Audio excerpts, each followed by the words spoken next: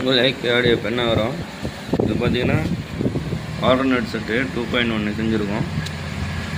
மாஸ்பெட்டு போட்டு 2 மாஸ்பெட்டில் ஒன்று சப்ளை ஒன்று ஸ்பீக்கர் உங்களுக்கு தேவைன்னா